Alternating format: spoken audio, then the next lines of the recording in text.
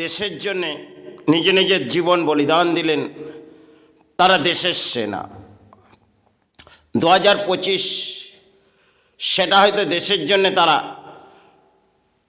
দেহত্যাগ করেছিলেন, কারণ মৃত্যুর মুখে লড়াই, তারা যুদ্ধ করেছিলেন।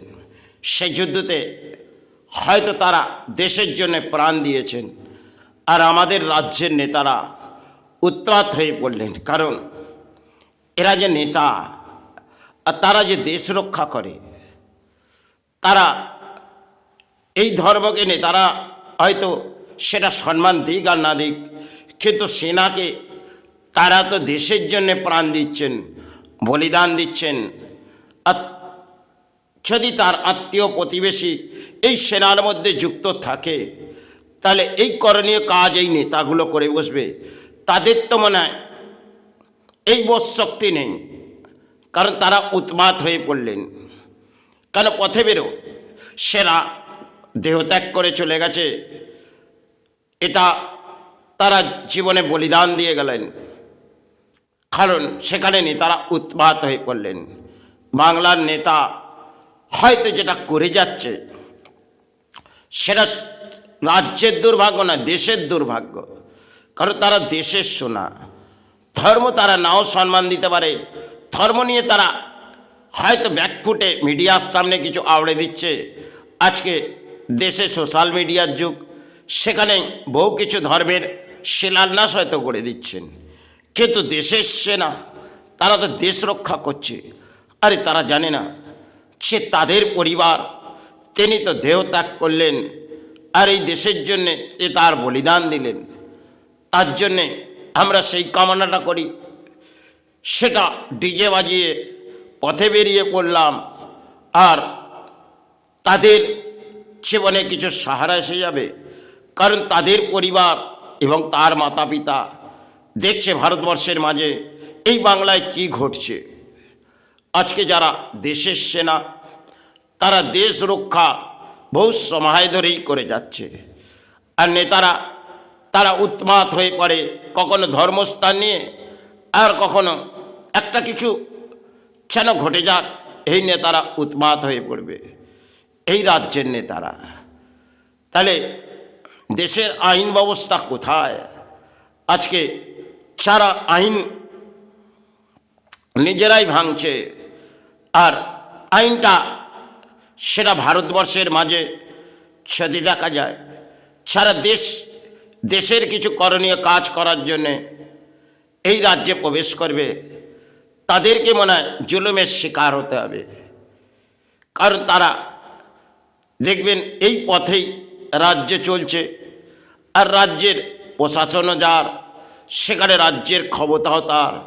আরে আজকে রাজ্য রাজনীতিতে মনে হয় পরম দুর্ভাগ্য এসেছে বাংলার, কারণ দেশের মাঝে সেটা দেখছে 2025 যেটা ঘটেছে সেটা কিন্তু আমি নিজের চোখে দেখেছি।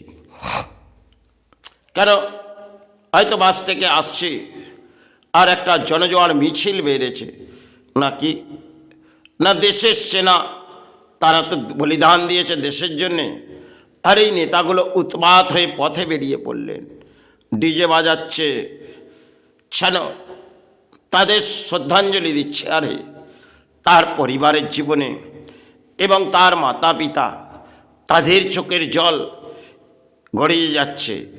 তিনি তো দেশের জন্য বলিদান দিলেন, আর তার পরিবার, তার জীবনটা কি কাটবে? সে তো চলে গেলেন। তার মাতা সর্বসময় চলে যাওয়ার পর ভাববে সন্তান ফিরে আসবে, কিন্তু তিনি তো স্বর্গলাভ করে গেছেন, দেশের জন্য বলিদান দিয়ে গেছেন। এটা তো দেশ রক্ষা করতে এসছে, আর নেতারা দেশ রক্ষা করতে আসেনি, দেশ লুটতে এসছে। সেনারা আসে দেশ রক্ষা করতে, আর সাধু আসে দেশের কামনা করতে, আর নেতারা আসে দেশ লুটতে। এটাই তো মহান ভারত। সবাই ক্ষেত্রে এই বাংলা কোথায় এসেছে? আজকে রাজনীতির জনজোয়ার, সেখানে জনজোয়ারে হয়তো ভেসে যাচ্ছে, কেন খাললালা তো বুঝে গেছে, আর হয়তো কিছু গল্প গড়ে যাচ্ছে,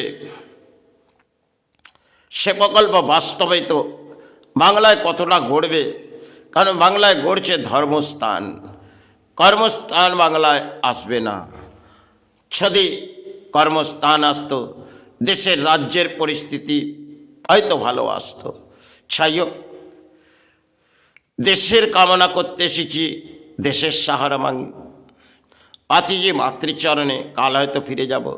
কিন্তু এই রাজ্যের যা পরিস্থিতি এবং অত্যন্ত সমাজের দুর্ভাগ্য নেমে পড়েছে।